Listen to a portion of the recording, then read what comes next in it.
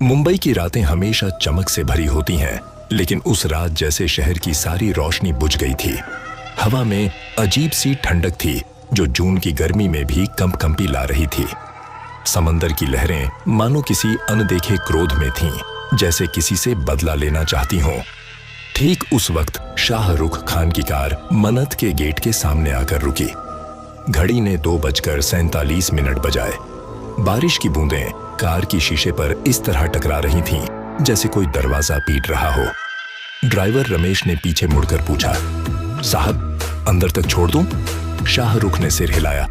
नहीं रमेश, मैं चला जाऊंगा, तुम घर जाओ, रात ज्यादा हो गई है।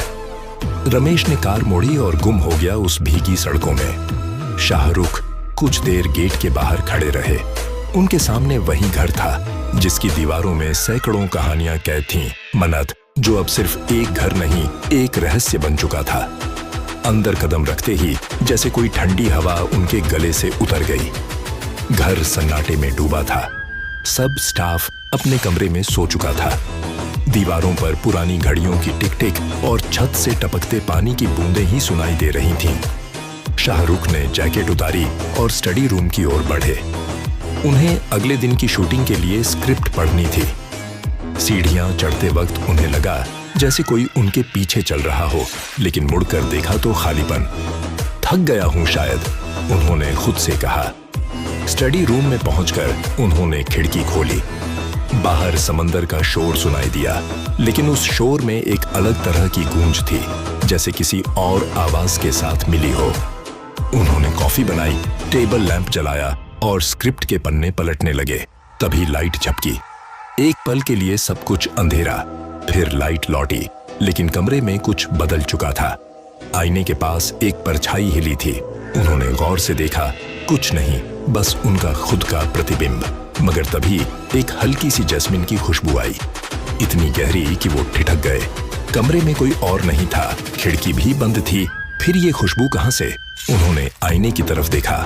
आईने में उनके पीछे किसी और का चेहरा उभरा। वो एक औरत थी, सफेद साड़ी में, बाल गीले, चेहरा बेरंग। शाहरुख ने पीछे मुड़कर देखा, वहां कोई नहीं था। फिर आईने की तरफ देखा, वो चेहरा अब मुस्कुरा रहा था। अचानक आईने में दरार पड़ी, जैसे किसी ने भीतर से मुक्का मारा हो। शाहरुख पीछे हटे, दिल धड़कने लगा। उन्होंने खुद को संभाला, बस भ्रम है। लेकिन तभी नीचे से किसी चीज के गिरने की आवाज आई, धड़ाम। वो सीढ़ियां उतरते हुए पहुंचे। देखा, एक पुराना आईना टूटा पड़ा था, वही जो कुछ दिन पहले किसी सेठ से लाया गया था, जिसे उन्होंने सजावट के लिए रखवा दिया था। आईने के टुकड़ों में वही चेहरा झलक रहा था, वही औरत। हर टुकड़े में उसकी मुस्कान, जैसे कह रही हो, तुमने मेरी जगह ले ली। अगली सुबह वो बेचैन थे। उन्होंने नौकर से पूछा, ये आईना कहां से आया था? बूढ़े नौकर ने धीरे से कहा, साहब, ये आईना पुराने बंगले से मिला था जो यहाँ पहले था। उसके मालिक की बीवी रुक्मिणी जी, वो एक्ट्रेस थीं, उनकी मौत यहीं हुई थी। शाहरुख ने पूछा, कैसे?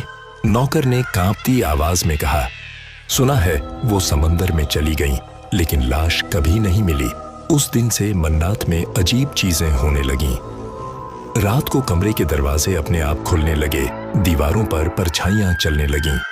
कई बार शाहरुख को लगता कोई उनके कान में फुसफुसा रहा है।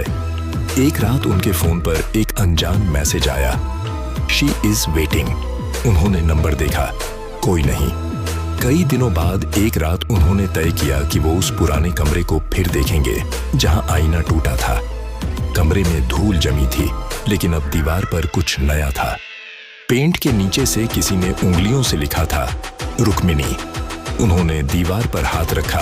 दीवार ठंडी थी, जैसे बर्फ। उसी वक्त उनके पैरों के पास कुछ लुढ़का, डायरी। उन्होंने उठाई। पन्ने पुराने और पीले थे। पहले पन्ने पर लिखा था, अगर कोई मेरी जगह ले तो उसे मेरी कहानी पूरी करनी होगी। उन्होंने पढ़ना शुरू किया। रुक्मिणी की कहानी, एक उभरती हुई एक्ट्रेस जिसने प्यार में धोखा खाकर अपनी जान दे दी, लेकिन मरने से पहले उसने वादा किया था कि उसकी कहानी कोई बताएगा, नहीं तो वो लौट आएगी। डायरी के आखिरी पन्ने पर लिखा था, जिस दिन मेरी कहानी फिर से कही जाएगी, मैं लौट आऊंगी। अचानक कमरे की खिड़की अपने आप खुली। तेज हवा आई और डायरी के पन्ने पलटने लगे। जैस्मिन की खुशबू फिर से भर गई। शाहरुख ने खिड़की बंद करने की कोशिश की, पर तभी शीशे पर पानी की बूंदों से उभरा एक शब्द, थैंक यू। उन्होंने पीछे मुड़कर देखा। रुक्मिणी खड़ी थी। वही सफेद साड़ी, वही गीले बाल, वही खाली आंखें। वो धीरे धीरे आगे बढ़ी और बोली, तुम वो हो जो मेरी जगह ले चुके हो, अब मेरी कहानी पूरी करो। शाहरुख ने कहा, कैसी कहानी?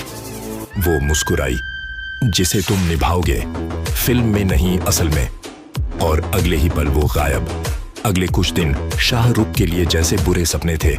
हर शूट पर कुछ न कुछ गड़बड़ होती।